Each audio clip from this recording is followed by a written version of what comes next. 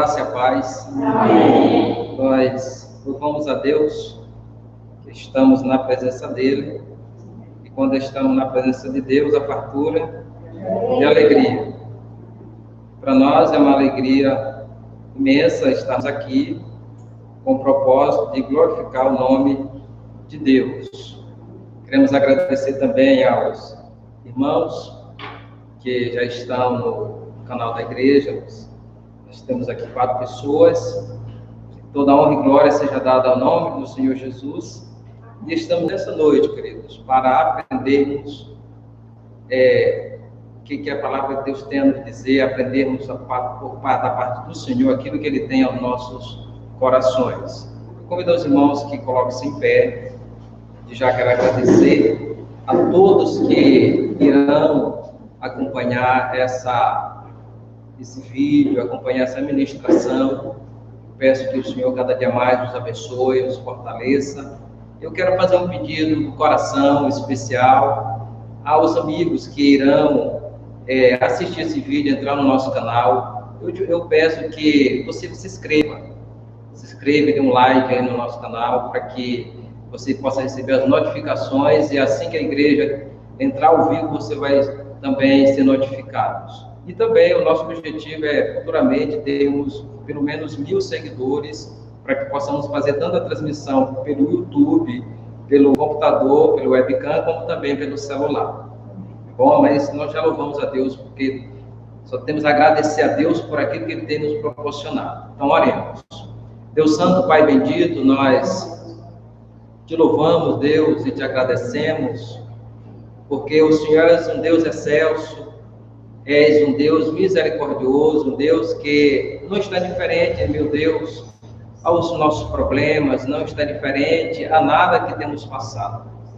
Deus, nós estudaremos a Tua palavra, Senhor. Que esta palavra possa falar profundamente a cada coração, na vida de cada irmão, na vida de cada pessoa que vai acompanhar esta ministração, pessoas que irão entrar no nosso canal e poder, Senhor, compartilhar, assistir esse vídeo, que o Senhor possa falar aos seus corações.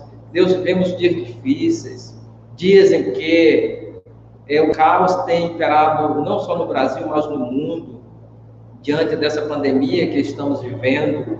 Deus amado, mas nós cremos que é o Senhor que vai nos sustentar, é o Senhor que vai nos fortalecer, é o Senhor que vai nos dar a vitória. Então, Deus Santo, eu te peço não só pela tua igreja, Senhor, mas por todos os amigos, por todas as pessoas, Pai Santo, que residem neste mundo. Deus Santo, tu sabes e conhece o que cada um está passando, quantas famílias enlutadas, quantas famílias, Pai, que estão desesperadas porque os seus familiares estão internados e até mesmo sem nenhuma perspectiva. Deus Santo, nós colocamos a vida do Brasil e do mundo nas tuas mãos. O Senhor é um Deus soberano, tu és um Deus que pode todas as coisas, tu és um Deus que não está indiferente a nada que o homem tem passado. Mas eu te peço, meu Deus, que o Senhor possa olhar de compaixão, dê aos profissionais da área da saúde, aos pesquisadores, aos cientistas, Deus, sabedoria, para que eles possam, Senhor, no tempo de Deus, possam descobrir uma vacina adequada para que possa imunizar toda a população mundial, e que esse vírus, Deus, seja exterminado em nome de Jesus. Mas nós cremos que a oração do justo pode muito os seus efeitos. Abençoa a tua igreja, meu Senhor, que aqui está na tua casa. Abençoa os irmãos que estão acompanhando pelo canal da igreja, meu Senhor, mesmo em seus lares.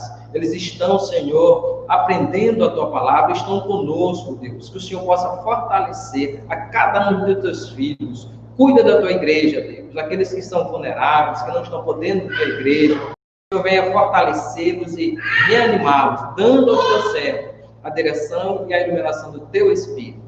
Fica conosco, Deus, usa-me como vaso nas tuas mãos, pois em nome de Cristo eu te peço e com fé te agradeço.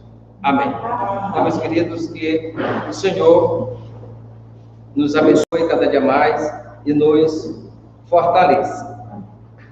Eu convido a vocês que abram suas Bíblias em Hebreus. Nós iremos concluir o estudo que já estamos, acho que está com uns 15 dias que estamos ministrando sobre a firmeza na fé. E hoje nós faremos a conclusão e começaremos outro estudo, tá certo? Então, Hebreus capítulo 10, nós iremos ler somente o verso 25. A nossa unidade literária que estamos estudando é de 10, 19 a 25. Entretanto, nós, nessas duas ministrações, nós chegamos até o verso 24 e hoje nós fecharemos com o verso 25 e daremos continuidade e iniciaremos outro estudo aqui. Nós iremos estudar, após fecharmos essa ministração e concluirmos esse tema, nós iremos estudar o livro de Mark Dever, que é o pastor Batista, 9 marcas de uma igreja saudável. Então, diz assim a palavra de Deus: não deixemos de congregar-nos, como é costume de alguns. Antes façamos as demonstrações, e tanto mais quanto vedes que o dia se aproxima. Então, nós podemos, nessas duas oportunidades, nós falamos que o autor sagrado, ele direciona-se a uma igreja que provavelmente estava sendo perseguida e ele os orienta que eles continuassem firmes.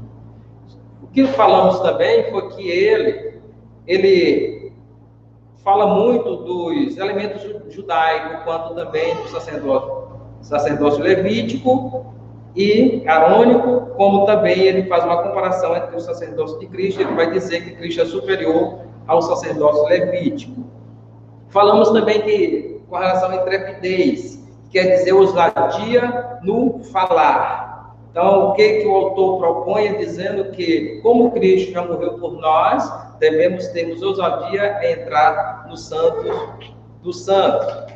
Falamos também que, no tocante ao tabernáculo, o tabernáculo ele tinha várias divisões. E aí tinha o átrio dos gentios, o átrio das mulheres, o átrio dos homens, o recinto dos sacerdotes, o recinto do sumo sacerdote, que era o Santo do Santo. Falei também que quando Cristo ele dá o brado de vitória e diz: Pai, tudo está consumado, Mateus vai dizer, Mateus 27, de 50 a 51, diz que o véu rasgou-se de alto a baixo. Então, o que Cristo fez, quando a carne dele é rasgada no madeiro, ele estava dando acesso ao homem a entrar na presença de Deus. Então, quando Cristo faz isso, no sacrifício lá na cruz do Calvário, que ele entrega sua vida para morrer pelos pecadores, o homem até então, ele, para adentrar na presença de Deus, nós falamos também, que ele tinha que ter um intermediador. O sacerdote é que fazia essa ponte entre o homem e Deus.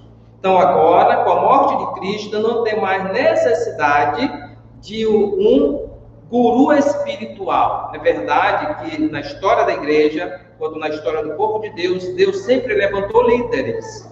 Mas agora, todos nós quanto batistas, nós cremos, falei isso também, que nós cremos no sacerdócio universal do crente. Todos nós podemos adentrar na presença de Deus a partir do momento que nós entregamos as nossas vidas a Cristo Jesus. Ele foi o sacerdote que morreu, ele fez o sacrifício na cruz do Calvário, capaz de nos levar à presença de Deus para que nós pudéssemos jamais ter que fazer essa repetição de sacrifício como era feito no Antigo Testamento. Então, ele morreu de uma vez por toda para nos apresentar diante de Deus.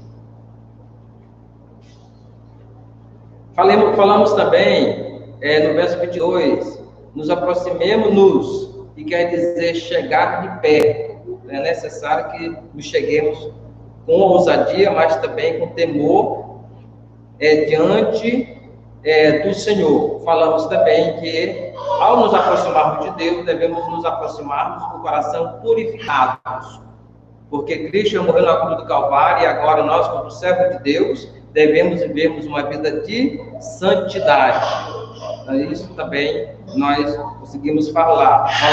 Falei também, guardemos firme, verso 23, que quer dizer fielmente, reter fielmente, conservar conservar as processões. Então, é necessário que, diante de qualquer situação adversa que estivermos passando, é necessário também que guardemos fielmente a palavra que foi implantada em nossos corações e que, diante de caos, mesmo das dificuldades, precisamos estarmos firmes, que eu vou discorrer também.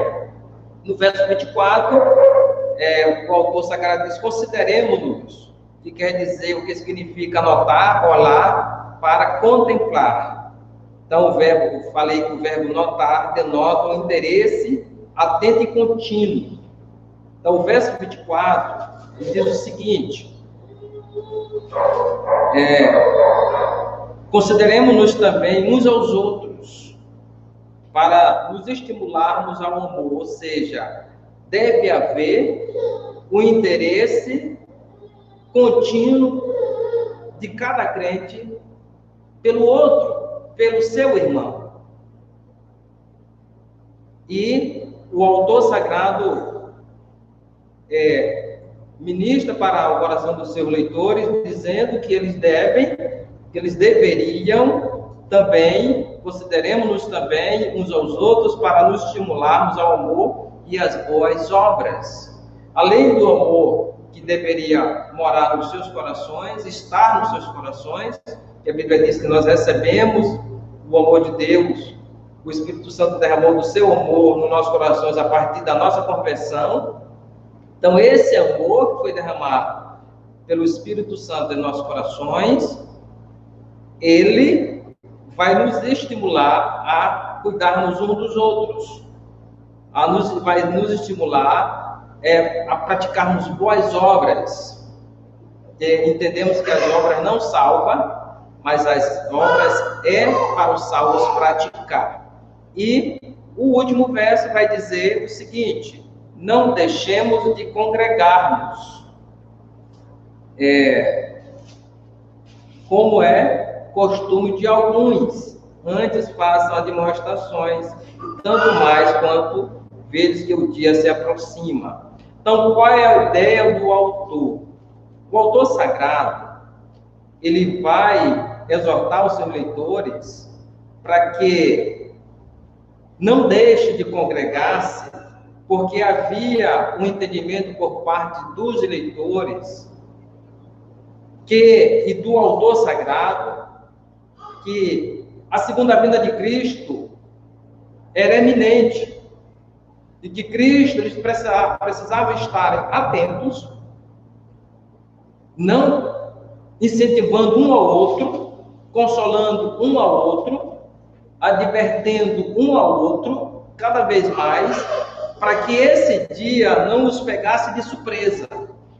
Ou seja, o que o autor sagrado está ministrando ao coração da igreja do Senhor é tão somente, ele tem como propósito animar a igreja do Senhor, para que eles jamais deixassem que as tribulações, as perseguições o desanimasse ao ponto deles apostatarem-se da fé.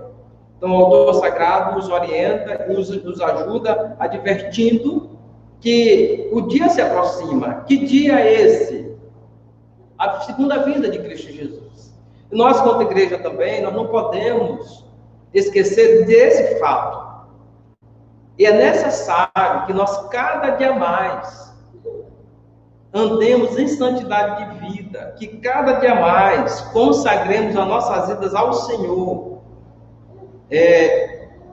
Hebreus 12, 14, ele diz o seguinte: buscai a paz com todo e a santificação, porque sem a santificação, sem santidade, ninguém verá o Senhor. Então é necessário que nós, quanto igreja do Senhor, vivamos cada dia mais em busca dessa santidade, para nos assemelharmos a Cristo Jesus, entendendo que Cristo, ele subiu, mas ao subir, antes de subir, ele disse para a sua igreja que ele viria para buscar a sua igreja. E nós, quanto igreja do Senhor, precisamos estarmos preparados em todo momento, porque qualquer hora o Senhor pode vir, ou até mesmo Ele pode nos chamar para estarmos com Ele. E se Ele nos chamar para estarmos com Ele, precisamos estarmos preparados para subirmos para a glória e estaremos com o Senhor para todo sempre. Então, esse é o que o autor sagrado orienta aos seus leitores. Já chegando às considerações finais dessa unidade que estamos trabalhando já, esse é o terceiro culto doutrina. Não assistir às reuniões cristãs é perder o estímulo e a ajuda de outros cristãos, queridos.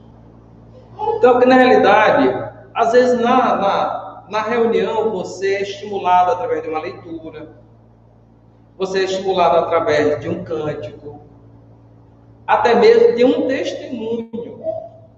Não precisa, às vezes, a pastor pregar, às vezes uma música, ela pode falar muito ao seu coração, e isso vai servir de ânimo, de fortalecimento para a vida de cada servo do Senhor, porque é necessário que tribulações nós passaremos algumas dificuldades, mas é necessário que continuemos firmes, porque a vinda de Cristo está próxima, e nós enfrentaremos. Jesus disse que quando ele estivesse para voltar, seria epidemia, pestilência, terremoto, fome, pai contra filho, filho contra pai, nação contra nação, reino contra reino. Então isso está se cumprindo. E a Bíblia vai dizer que no fim, quando estivesse próximo à vida de Cristo, até mesmo o amor de muitos esfriaria, de muitos cristãos. Então, o que nós precisamos fazer? É que pedir ao Senhor que cada dia mais o nosso amor por Cristo seja muito claro, que possamos fazer como fez o apóstolo Paulo, que o amor de Cristo nos constrange ao ponto de entendermos que Deus fez algo extraordinário por nós e tem enviado o seu Filho a este mundo. Nós não tínhamos nenhum merecimento, mas aprove a Deus enviar seu Filho para que nos resgatasse. E como filho, um dos pais da igreja chega a dizer que o sangue dos mártires era a semente do Evangelho.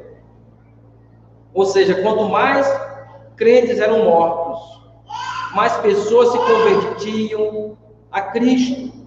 Então, queridos, o que nós precisamos entender é que os problemas sempre iremos enfrentar, mas o que nós precisamos é confiar, colocar toda a nossa confiança nas mãos de quem? Do Senhor. Ele já morreu na cruz do Calvário, e agora Ele pode nos ajudar. Quer ver? Vejamos o que diz Hebreus 4, verso 15. Ele pode nos ajudar. Diz assim o texto sagrado: porque não temos sumo sacerdote que não possa compadecer de nossas fraquezas, foi ele tentado em todas as coisas, a nossa semelhança, mas sem pecado.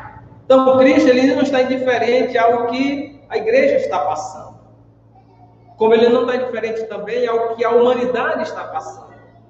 Mas a questão é: temos confiado de fato que o Senhor é que vai nos dar vitória, queridos? Temos de fato colocado toda a nossa confiança no Senhor? Temos entregado de fato as nossas vidas incondicionalmente para que Deus conduza as nossas vidas em todos os momentos, que Ele nos direcione? Muitas vezes nós dizemos que já entregamos as nossas vidas a Cristo, mas ainda quem está reinando somos nós. O que precisamos fazer é seguirmos o conselho do apóstolo Paulo, em Gálatas capítulo 2, verso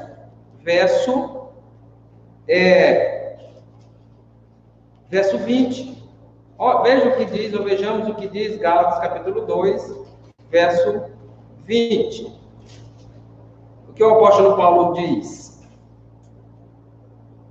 Gálatas 2, 20. Logo, já não sou eu quem vive, mas Cristo vive em mim. E esse viver que agora tenho na carne, vivo pela fé no Filho de Deus, que me amou e a si mesmo se entregou por mim. Então, queridos, a partir do momento que nós entregamos as nossas vidas a Cristo, quem deve dar as ordens não somos nós. Quem deve nos direcionar, nos guiar, é o Senhor. Mas aí nós precisamos sair do trono. A questão é que muitas vezes nós dizemos que somos cristãos, mas ainda estamos no trono. O Senhor não está reinando. O que é o reino de Deus? Nós dizemos que fazemos parte do reino de Deus. O reino de Deus é o domínio soberano de Deus no coração do homem. Então é necessário que esse Jesus que morreu na cruz do Calvário, que foi morto, que está diante do Deus Todo-Poderoso, ele pode nos ajudar. Mas é necessário que saiamos do trono e entreguemos as nossas vidas completamente a Ele e que Ele nos conduza segundo a sua soberana vontade. E aí, diante dos problemas e da dificuldade que enfrentarmos, Ele está conosco, que Ele prometeu aos discípulos. Mateus 28, 20. Eis que eu estou convosco todos os dias, até a consumação do século. Qual é o nosso maior desafio? Confiarmos no Senhor, independente do que estamos passando. Independente do que estamos vivendo. Mas precisamos continuar firmes, olhando para Jesus, que é o autor e consumador da nossa fé. E segundo texto que li de Gálatas 2, 20, deixarmos Cristo no trono, que Ele nos conduza segundo a sua soberana vontade. Esse é realmente o maior desafio nosso, quanto cristãos. É que o Senhor Jesus seja Senhor, mas também Salvador das nossas vidas. O Senhor manda e obedece, e o servo obedece. Então é isso que Deus espera de cada um de nós. O nosso maior desafio, queridos, é deixarmos que o Senhor, de fato, nos conduza segundo a sua soberana vontade e não deixemos que nada atrapalhe nosso relacionamento com Deus. Então, já concluindo essa parte aqui, para já adentrar na outra parte que nós começaremos do estudo.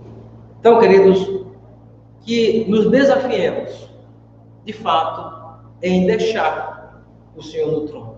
Se em algum momento da sua vida, você que é crente, você que é servo de Deus, se for tentado em querer fazer as coisas do seu jeito, que você possa repensar e dizer: Senhor, a partir de hoje, eu quero de fato deixar que o Senhor possa reinar na minha vida, ao ponto que, independente do que estou passando, mas que eu possa deixar que o Senhor me conduza segundo a tua soberana vontade. Que eu não faça mais a minha vontade, mas que eu faça a tua vontade e haja sempre segundo o querer do Deus Todo-Poderoso. Então é isso que Deus espera de cada um de nós.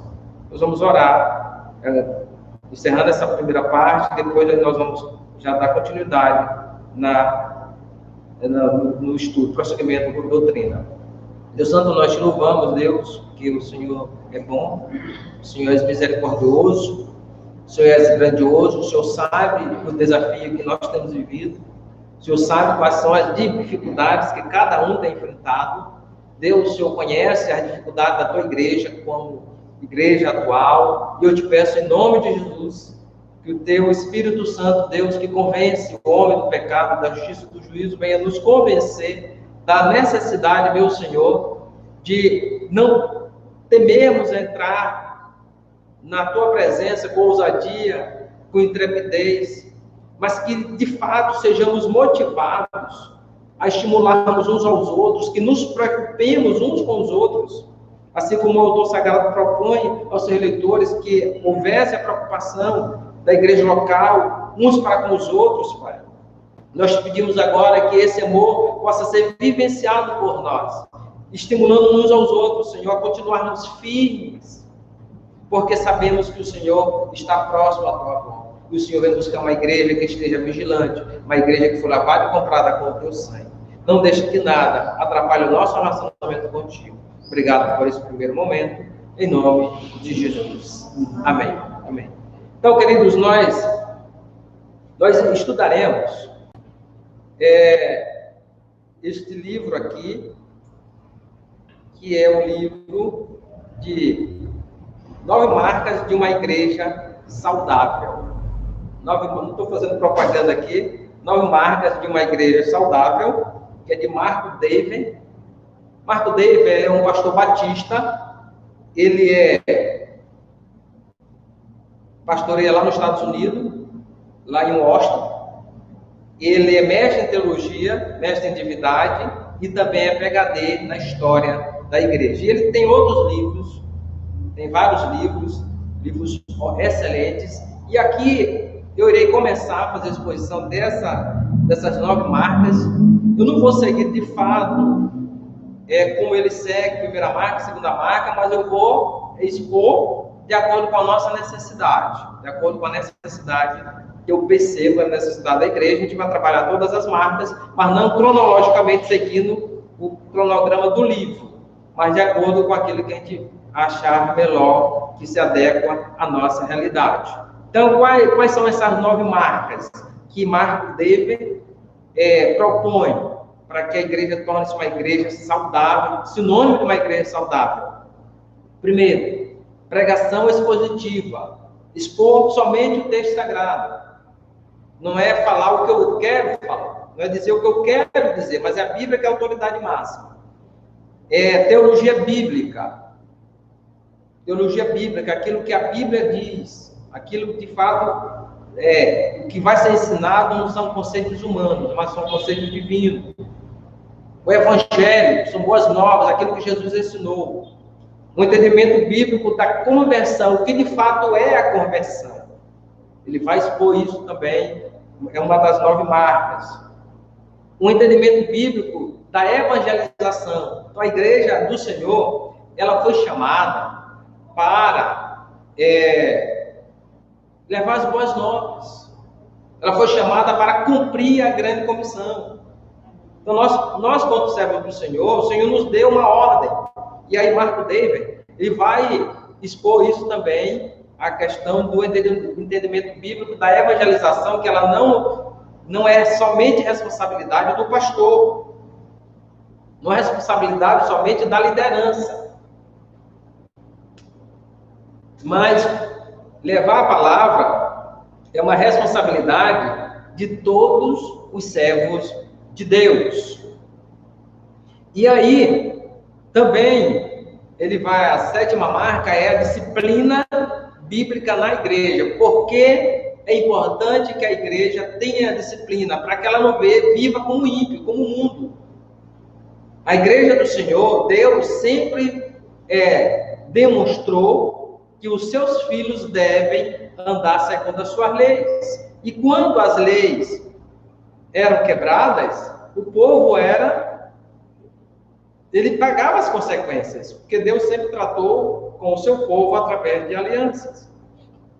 E aí, essas alianças, quando ele se propunha a cuidar, mas também o servo que desobedecesse, ele tinha as punições. E aí ele vai falar da disciplina bíblica na igreja.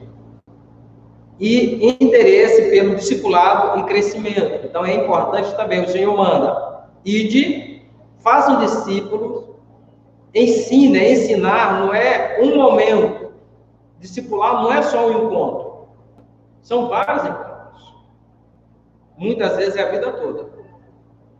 Não vamos achar que eu vou pegar um estudo aqui, um livro, vamos ler essa marca da igreja saudável, está bom, estamos preparados, somos uma igreja saudável. Não. É um constante ensinamento. Então, há interesse pelo discipulado e crescimento. A igreja saudável deve ter essa marca na sua vida, nos seus anais. E também liderança bíblica na igreja. Então, essa aqui é a 9ª marca, a 9ª marca, que David vai falar. Então, que marca, pastor, você vai falar hoje? Qual a marca que você vai falar hoje?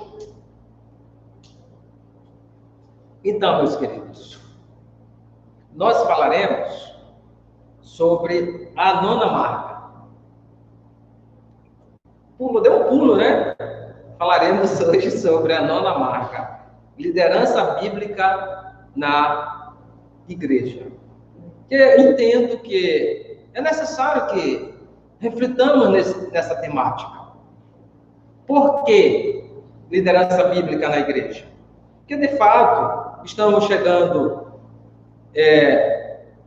próximo fim do ano, estamos em outubro, já no meado de outubro, vamos adentrar novembro e a igreja vai ter que eleger a nova diretoria para o exercício 2021. Então, é necessário que nós, quanto igreja batista, entendamos qual a nossa responsabilidade no reino de Deus. Qual a responsabilidade de cada membro, como igreja, como membro do corpo de Cristo, tem no reino de Deus. E aqui ele vai tratar. Então, nós trataremos sobre as 9 marcas, trataremos sobre a 9ª marca, que é liderança bíblica na igreja. Ele começa assim: você encontra aqui um autor genuinamente preocupado com o crescimento da igreja. Quem fala isso é Frank Ferreira. Ele fez o prefácio deste livro. Frank Ferreira, ele faz o prefácio aqui do livro, A Marca de uma Igreja Saudável, e aí ele fala isso de Marco David. Ele vai falar, e aqui tem assinado Frank Ferreira, diretor do seminário Martimus. Então, ele vai falar que o autor, ele tem essa preocupação com a igreja, mas o verdadeiro interesse de David está justamente na vitalidade e saúde da igreja. Tão importante que nós, quanto pastores, tenhamos essa percepção de termos uma igreja equilibrada, uma igreja bíblica, uma igreja saudável.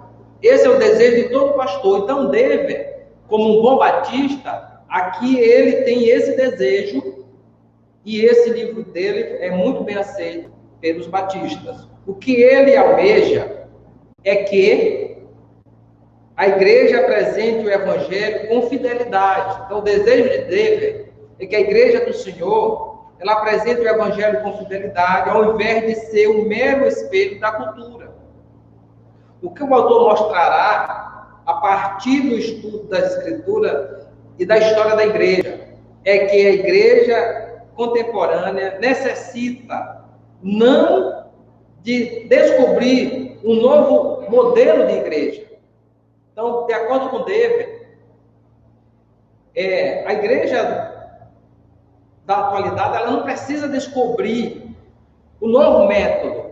Porque se nós formos pensar em métodos de crescimento de igreja, nós vamos ver vários métodos. Entretanto, o que ele diz e sim, de redescobrir as marcas que caracterizam uma igreja saudável, que cresça para a glória de Deus. Então, isso nós tivemos o exemplo de Cristo Jesus.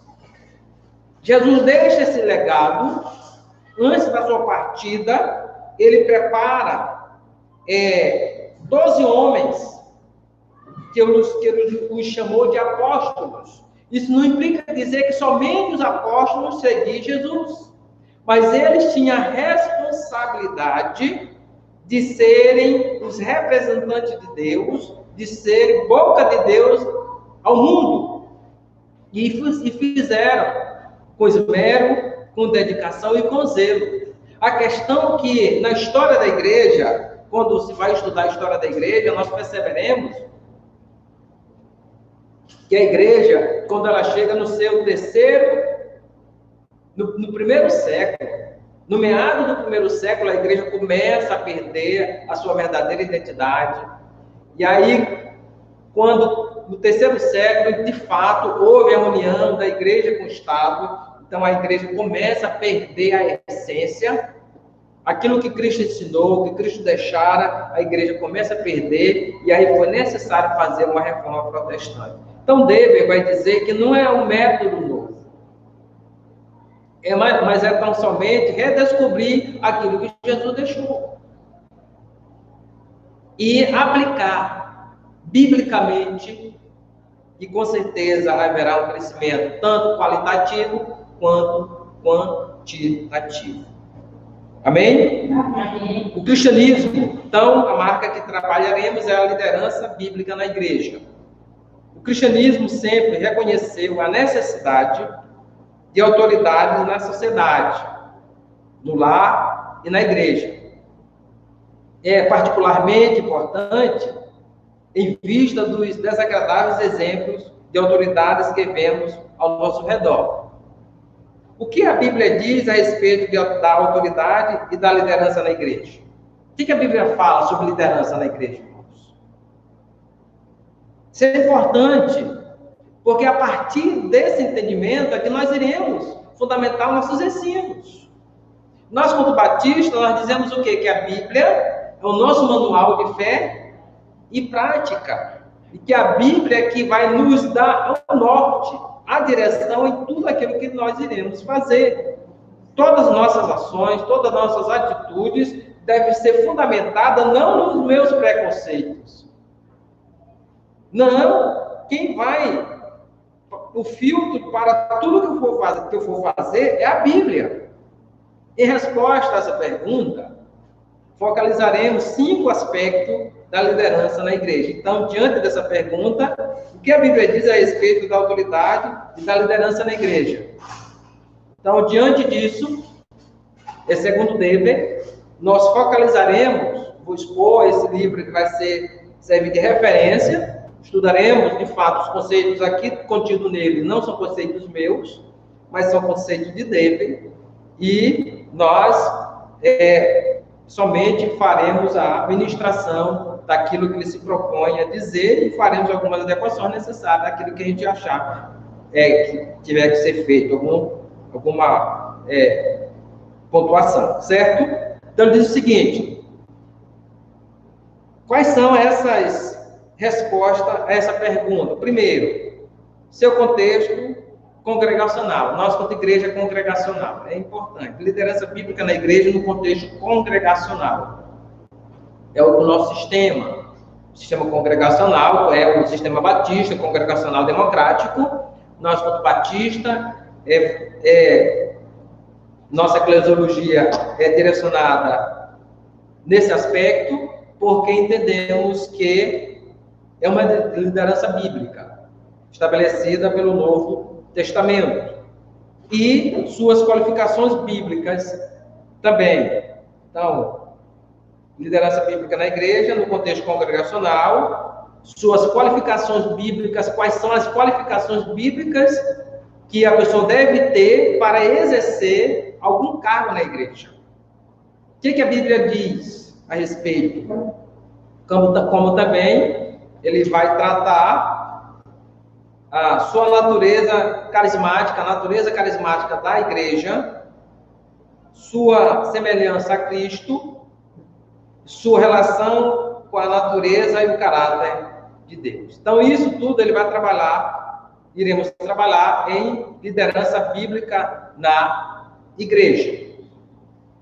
O primeiro tema que precisamos considerar, como já falei, quando discutimos a liderança bíblica na igreja, é o papel dos membros, o papel de cada membro da congregação do Senhor. O que a Bíblia descreve sobre a liderança da igreja sempre pressupõe o contexto congregacional. Qual o papel que você tem como membro da igreja do Senhor? Qual a sua importância? Qual o seu dever? Quais são os seus deveres e obrigações que você tem como membro do corpo de Cristo? Então, aqui é o que nós iremos tratar, porque muitas vezes, no tocante a alguma situação, algum tema, alguma decisão que tem que se tomar, essa decisão ela não passa somente pela decisão pastoral. Mas nós sabemos que o nosso sistema é democrático, congregacional democrático. O pastor, ele é o executivo, ele executa as ordens. Jesus é o legislador. E a igreja, o papel da igreja, ela julga. Como?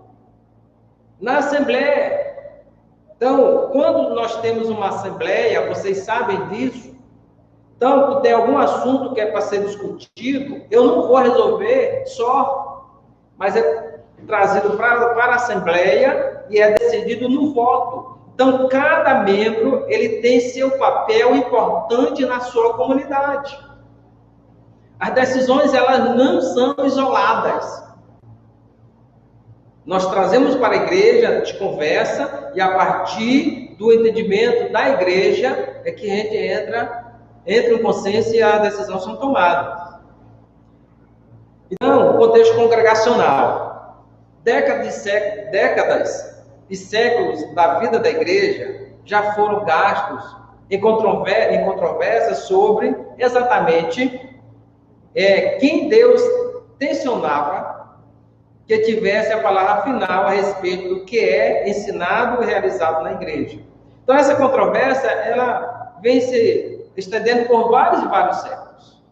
Esse debate teológico entre vários grupos religiosos sempre houve.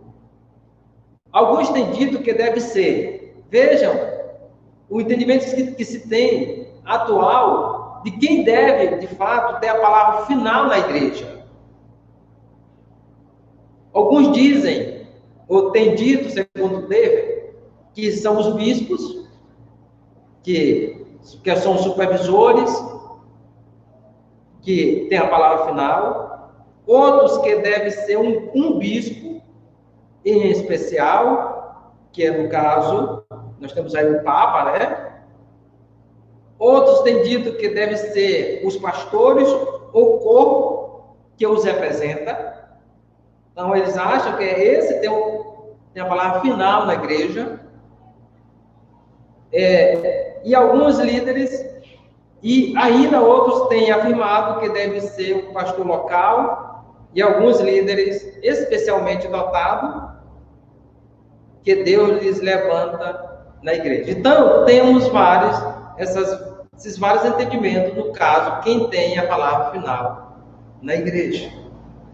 E o nosso sistema, como batista, a gente sabe que ele é um sistema congregacional democrático, em que o pastor, ele não toma as decisões só, mas ele tem um grupo de irmãos, entende-se que são irmãos espirituais, que Deus levanta para ajudar nas suas decisões. E a igreja, diante de alguma decisão que tem que tomar, traz para a igreja vai votar, e cada um dos seus membros deve exercer o seu papel como servo de Deus, como eleito do Senhor, que foi para que desenvolva o seu papel como servo do reino de Deus. Segundo David, se começarmos a examinar o Novo Testamento, para sabermos como organizar uma igreja, não encontraremos um manual de organização da igreja. Segundo David, se a gente for procurar tipo manual para organizar uma igreja, nós não encontraremos. Não há uma constituição ideal para uma igreja. Mas isso não significa que a Bíblia não tem nada a dizer a respeito de como nos organizarmos. Uma das passagens mais importantes em que é citado no Novo Testamento sobre o papel da igreja é citada por Jesus. Mateus capítulo 18, de 15 a 16. Olha o que diz o texto sagrado. Se o teu irmão pecar contra ti, vai arguí-lo entre ti e ele só. Se ele te ouvir, ganhaste o teu irmão. É o que a Bíblia vai dizer, é o que a Bíblia vai dizer. Se, porém, não te ouvir, toma ainda contigo uma ou duas pessoas, para que, pelo depoimento de 2 ou 3 testemunhas, toda a palavra se estabeleça. E se ele não os atender, diz à igreja. Olha o destaque aqui que o Senhor dá, que o Senhor Jesus, essa palavra, queridos, isso é importante, destaque que o Senhor dá para a igreja, a importância que a igreja tem nas decisões no tocante ao reino de Deus, no tocante aos temas que muitas vezes são presentes nas nossas igrejas, é necessário que a igreja se aperceba disso, da importância que cada um de vocês tem no reino de Deus, irmãos. Não acha que um membro é mais importante do que o outro. Às vezes nós temos essa imaturidade, acharmos que a irmã Graça é mais importante do que o pastor Manuel, ou o pastor Manuel é mais importante que a Graça. Não, irmãos. No reino de Deus, todos são iguais, todos são importantes. Todos nós somos importantes no reino de Deus, e o Senhor, quando fala da importância de cada membro, ele fala isso em Coríntios, ele fala isso em Efésios, que os dons são para o aperfeiçoamento do santo, e os dons é exercido pelos filhos de Deus. Então, todos nós somos importantes, independente do que tu fazes. Não vai achar que, porque talvez você não tenha um cargo de destaque, um cargo que, ao seu ver, seja um cargo que te dá status, que você não é importante, irmão. Nós somos tão importantes que nós fomos escolhidos pelo Senhor. Nós somos eleitos pelo Senhor para fazermos parte da sua igreja. E Atos vai dizer que a igreja que o Senhor morreu foi comprada pelo seu sangue. Lucas, quando escreve, ele vai dizer que a igreja foi comprada pelo sangue de Cristo Jesus. Então, a importância que você tem no reino de Deus, é isso que precisamos entender, que não é o cargo em si, mas o privilégio de ter o seu nome escrito no livro da vida. É saber que a tua vida foi paga, os teus pecados foram pagos lá na cruz do Calvário, e que você agora é um novo cidadão celestial. Então, aí como o texto continua, se recusar a ouvir também, a igreja considera como gentil e publicano. Em verdade vos digo que tudo que ligares na terra terá sido ligado nos céus, e tudo que desligares na terra será desligado nos céus. Então, queridos, aqui esse texto, ele demonstra, Jesus demonstra que, de fato, a palavra final está na mão da igreja, não é o pastor assim.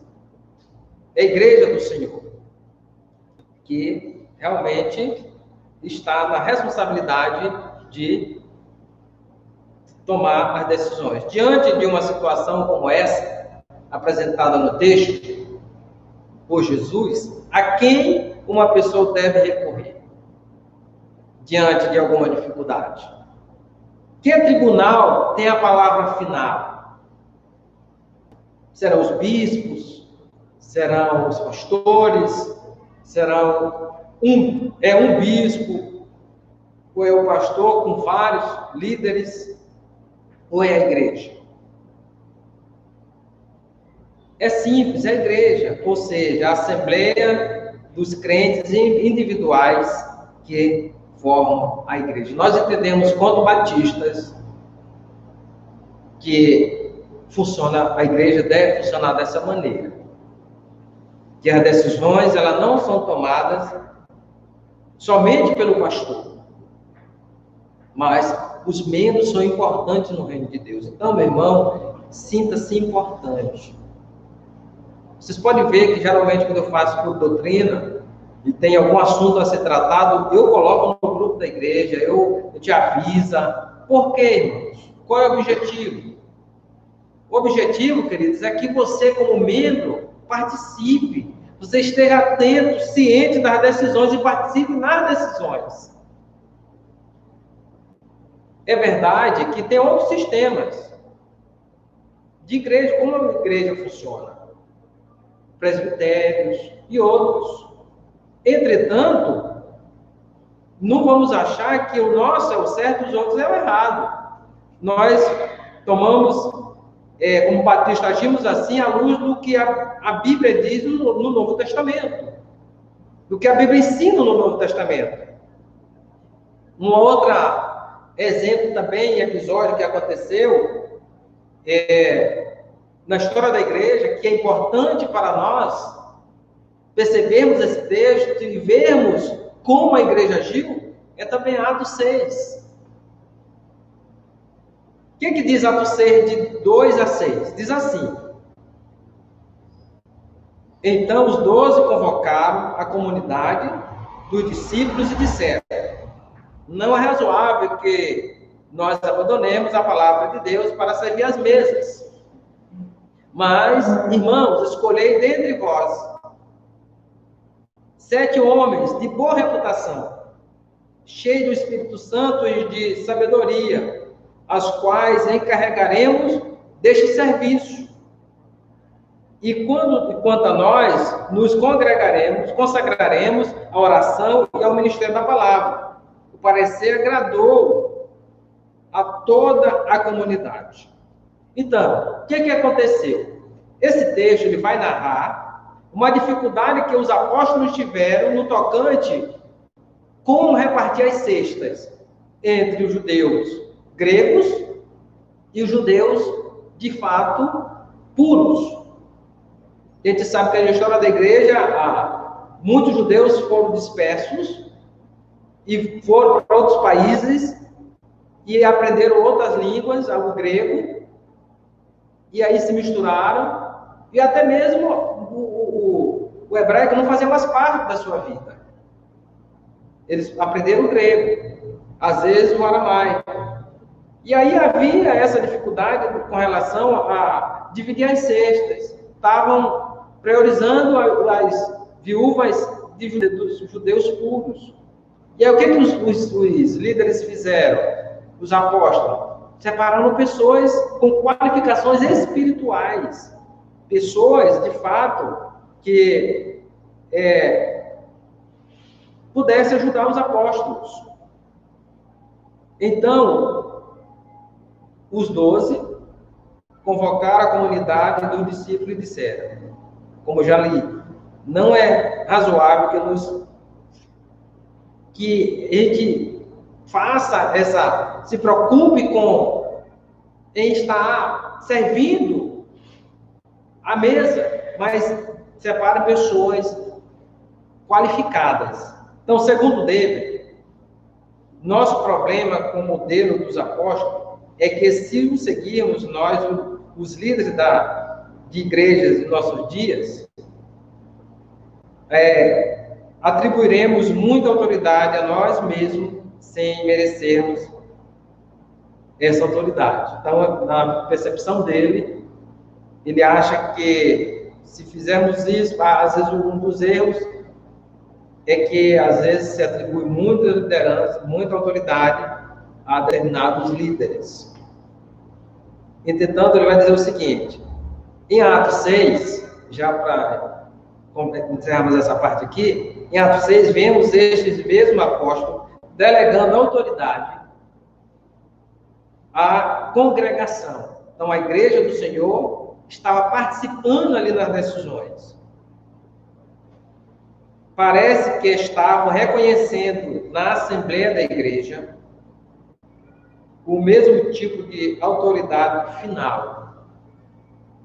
Abaixo da autoridade de Deus, que Jesus reconheceu em sua afirmação em Mateus 18, de 15 a 17. Então, deve que ele vai entender que o que os apóstolos fizeram, eles agora também colocaram sobre a responsabilidade da igreja de a questão das decisões, como eles deveriam agir, a importância que cada um tinha no corpo de Cristo. Então, a decisão aqui não era somente os apóstolos não faziam tudo. Então, isso aqui fica muito claro no texto, que a igreja era importante, cada membro era importante no reino do Senhor. Então, é isso que nós também queremos entender, que vocês entendam que você não está na igreja só por estar. Você é importante, você tem importância no reino de Deus. Talvez você ache que não é, mas é. Prova que Jesus morreu na cruz por nós. Só o simples fato de ele ter nos escolhido, isso é uma demonstração que somos importantes. Então, não vamos achar que por eu só sou importante se eu tiver um cargo. Não é isso. Porque, de fato, principalmente em igrejas pequenas, não dá para você dar cargo para todo mundo. Às vezes, uma igreja pequena não dá, mas a gente tenta fazer o possível. Colocar os irmãos para fazer alguma coisa, e quando a gente pede para fazer, coloca para fazer, às vezes tem aqueles que se sentem capazes. Às vezes se reclama porque não tem, mas quando se dá, se sentem capazes. Quem capacita, queridos? É o Senhor que conduz, é o Senhor que direciona. Então, é importante entender o entendimento bíblico da liderança bíblica na igreja. Quem deve, de fato, quem são essas pessoas? É isso que nós iremos ver, dar continuidade no próximo culto de doutrina. Quais as qualificações bíblicas para a liderança na igreja? Nós ficaremos nesse pequeno tema aqui, dentro da liderança bíblica na igreja. Quais as qualificações bíblica para a liderança? Para que alguém exerça a liderança na igreja, quais são as qualificações necessárias que é preciso para que ele possa ser útil e ser usado por Deus, ser instrumento nas mãos de Deus. Então, aqui nós veremos no próximo culto de doutrina. Que Deus em Cristo nos abençoe e aplique suas palavras em nossos corações. Amém? Queremos agradecer aos irmãos que estamos acompanhando aqui. Quero agradecer a Tayane, que está conosco aqui, minha irmã. Deus abençoe. A Suzy, minha princesa. Irmã Raimunda. Irmão Riba. Realmente, que Deus nos abençoe. Convido os irmãos a colocar-se em pé para orarmos e encerrarmos o trabalho desta noite.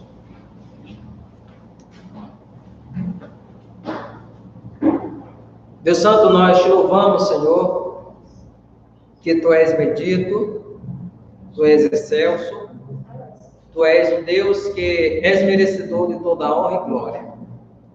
Deus Santo, eu te peço agora, meu Pai, que tudo que foi dito no tocante à necessidade de estarmos firmes e estarmos juntos com os outros, como também, meu Pai, no tocante à liderança bíblica na igreja e o papel de suma importância que a igreja tem no corpo de Cristo, que cada membro tem no corpo de Cristo.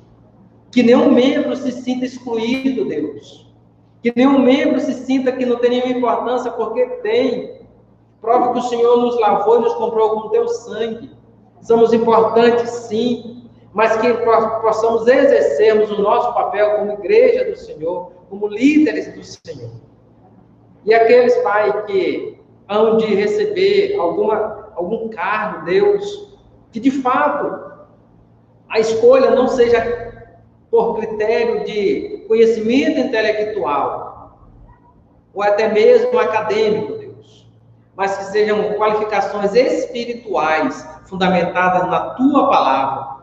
Que a Tua Palavra, meu Deus, seja o manual que vai nos conduzir em todas as nossas direções. Obrigado, meu Deus, pela vida de todos os teus filhos que aqui estão. Te agradeço pela vida daqueles que estão nos acompanhando aqui pelo canal da igreja. Fortaleça, orienta e ajuda-os. Seja com a minha irmã Daiane, Deus, seja com toda a minha família. Guarda o meu pai, a minha mãe. Guarda, enfim, Pai, todos aqueles que fazem parte da minha família, que o Senhor possa nos ajudar diante da dificuldade que estivermos enfrentando. Ajuda a tua igreja, Deus, ajuda os amigos que irão acompanhar esse vídeo, Pai, essa ministração aqui no canal da igreja. Que o Senhor vai encontrar cada um deles, aqueles que estiverem passando por alguma dificuldade, que o Senhor possa alcançá-los e ajudá-los e resolver os seus problemas. Louvo, Deus, por cada irmão, Pai, que estava elogiando o emprego, que conseguiu o emprego, cada pessoa, Deus, que pretende fazer uma consulta, que o Senhor tenha aberto portas. Enfim, Deus, muito obrigado, porque o Senhor tem cuidado de nós. E agora eu te peço, leva-nos em paz aos nossos lares, debaixo da tua paz, pois em nome de Cristo, eu te oro e com fé te agradeço. Em nome de Jesus.